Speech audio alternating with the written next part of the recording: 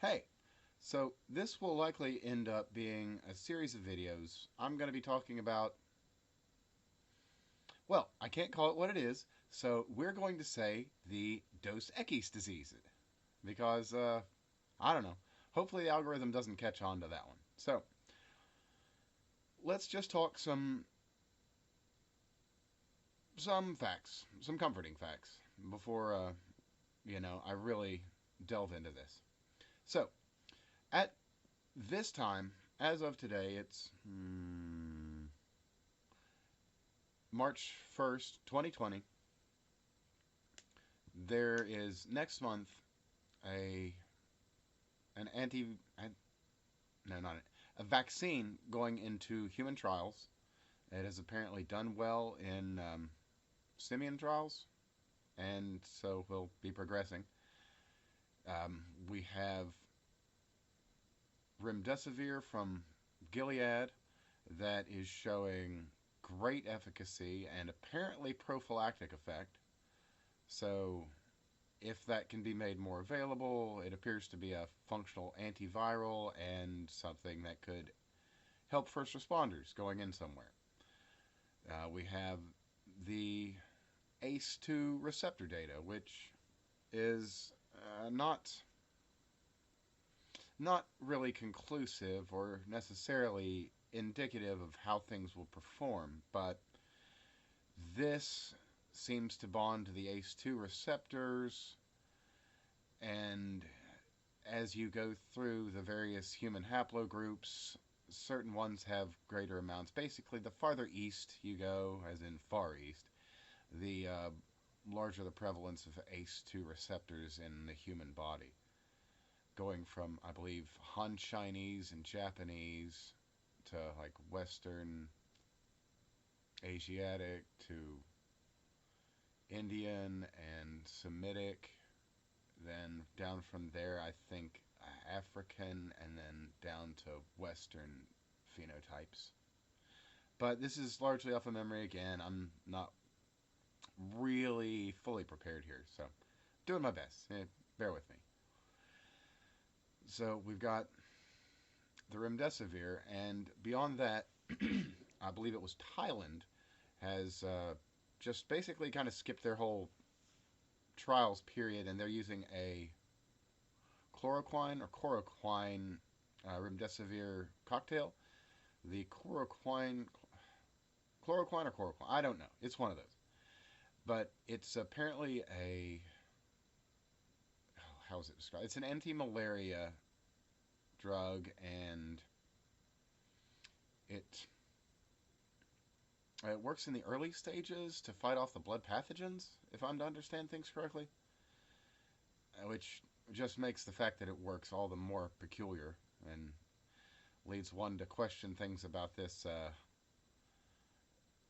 Dos Equis D. I don't know. I'll have to come up with something better than that. But anyway, it leads one to believe that this is the most novel of novel viri. So novel, in fact, that it has never occurred on this earth in this way, and bears a lot of hallmarks of other things and gene trackers from places that, well, they kind of shouldn't be there if it's normal. So hey, that's not comforting.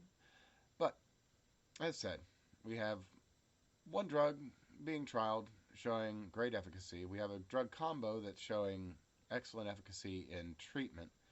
We've got a vaccine going into trials next month, and I believe there are 4 other vaccines and vaccine candidates that are being worked on currently. Um, at least 3 are from the U.S. I believe there's another in India, possibly one as well from a native Chinese firm. I've got to get all my resources here, but again, I just want to get all this info out. So we've got this treatment. There's a lot to go over and a lot on my mind with this, so you got to forgive me. So we've got, throwing out rough numbers, we've got 5 vaccines, 1 about to enter testing. We have 2 or 3 efficacious treatments, Also, high dose high dose vitamin C is apparently very effective in bolstering the immune system to respond to this appropriately. I don't know more than that, which is unfortunate. But the good news out of the way, that's we're making progress. This isn't going to be a Spanish flu. This isn't going to be an Ebola or MERS type pandemic. It is a pandemic. Don't don't let me mislead you. It absolutely is. And the numbers we're seeing are staggering and legitimately horrifying. This is, in all likelihood, and from what I can tell, the most infectious thing that humanity has ever seen ever. And, well, I mean, if it's a weapon, which, let's be honest, it's probably a weapon, then it was well engineered for contagion. Beyond that, though, it doesn't seem particularly deadly. Even based on the early February leaks out of, I believe, 10 Cent, I think. Again, this is all memory. The early leaks out of 10 Cent led us to believe that the numbers we were being fed were vastly, vastly underrated out of China. Those numbers estimated 1.5 million infected, with total dead at that time at about 50,000. But if we look at that, that's actually a pretty small percentage. A horrifying number, don't get me wrong. I mean, that is a terrifying loss of life. But as we look at percentages, that's not terribly high. And now that we have more knowledge, we can do more.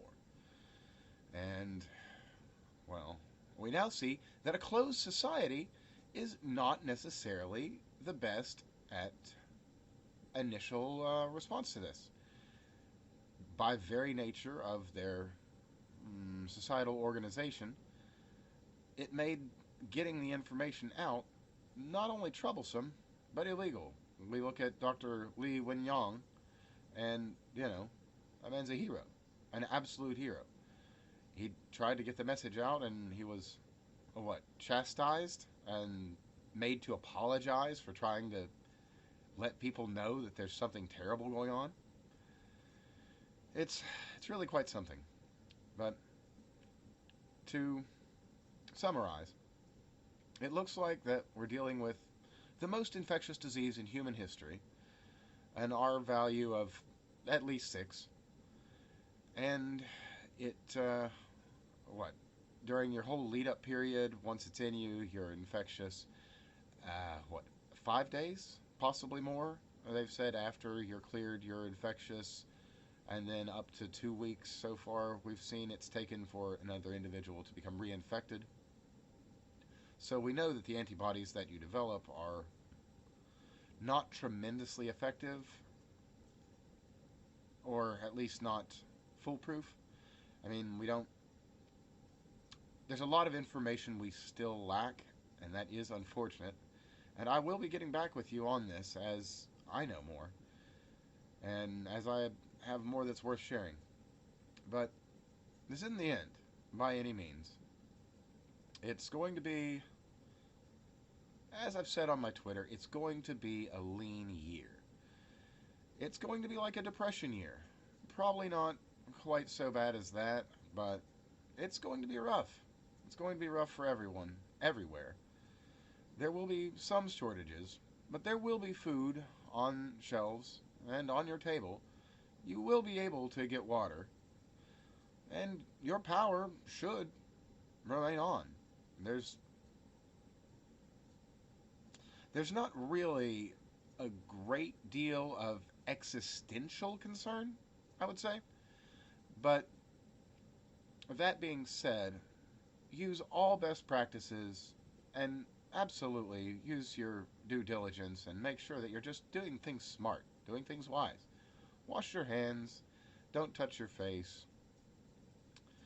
Be careful. Replace your filters in your house frequently. If you've got an air purifier, make sure you're well stocked up. And beyond that, make sure you're well stocked up. Have some water. Have a few supplies to keep yourself for, a week or so in case something should happen and the supply chain just kind of falls apart for a time. As I said, there will be shortages, but we're going to make it through this. There will be losses, and there will be tragic losses of life. That is the nature of disease and pandemic. And again, don't let me mislead you. This is indeed a pandemic and truly a reason for concern, but we're going to make it. Again, this isn't the apocalypse. This isn't Armageddon. This is, at worst, based on the very worst numbers I've seen, as it was, oh yeah, I never finished that, sorry. 1.5 million thought to be infected, thought to be 50,000 dead at that time, which, not a lot. They've since brought in all sorts of incinerators. They're incinerating all their dead and have enacted absolutely totalitarian and draconian rules to try and put a stop to this, which, honestly, if people just kind of cared, all of this could really be done by the individual without need of the state to come in and say, you can't go outside, you can't do this, you can't do that. A conscientious person who cares about their community, they're just going to do that. Now, having addressed that topic of conscientious people, there is a death cult. I'm not really going to get into that in this video because it's a deep topic and I don't know enough about them, but they are being investigated and they seem to be very core to this situation. So, again, stay here for updates of at least a somewhat positive nature because everybody else is doomsaying and, well, this isn't the end. It's not. It's a dark time, but the lights aren't out. It's just the night. The dawn will come, and the sun will rise. So, be well, be safe, take best care of yourself, and at this time, keep your immune system and your health in greatest working order. 10, 15 minutes of simple exercises a day. The time that you spent watching this video, just some basic calisthenics. Just press your hands together and push from your shoulders as hard as you can, or squeeze your legs together just for a good, simple exercise. That'll make your body all the stronger. A little bit of vitamin C, a higher dose, one of the vitamin C tablets with each meal, and perhaps a bit of baking soda to give your immune system an extra kick. Just a pinch with every meal, and you'll be right as rain. I've not caught a thing in, at least a year now, and the last flu I got, I didn't even really get sick. Well, that's not accurate. I didn't suffer. I was uncomfortably hot. This was during the last winter. Uncomfortably hot, sweaty most of the time. I wasn't sore, and I just had a runny nose. Once it had gone most of its course, my lungs started to not fill, but, you have that issue that you have where you're phlegmy and just got to cough that garbage out. But I was never stopped up to a dangerous level or really more than uncomfortable and all that. My body ran hot the whole time, at times to the point where I had to make sure I had some cold water, and I even had to go outside a time or two because it was just too uncomfortable in my house at 65. But hey, I'll take running hot in the winter and feeling fine with no aches and pains and no real issues, to the shivers and the shakes and the pain and the weakness that I had known in years past. But, after all, I am an anecdote and a cartoon cat, so take what I say with whatever size grain of salt you like.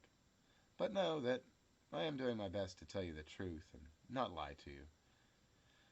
Care about you people, and I want as many people to be safe and healthy and strong as we can, because we've really reached an excellent point, and we can build such great things from here that it'd be a shame to see it all go to waste. Well, I'm going to go ahead and just ramble another moment or two so that we can make this a good 15 minutes, because that's exactly how long you should be exercising in any given day. And, well, exercise makes the body strong and healthy, and hopefully helps defeat those underlying issues that might cause you troubles down the line. So, thanks for watching or listening, whatever. And I'll be back with you soon with hopefully some more good news. And if nothing else, another update. I really hope not from my floor, but this file transfer garbage is, well, there's a lot of data on the old machine, and even now I'm transferring some. So soon enough, I'll be 100% up and running on a proper microphone with speakers and not just the webcam and the speakers in the new monitor. But hey, thanks for being here. I'll see you all again soon. All my heart, all my love.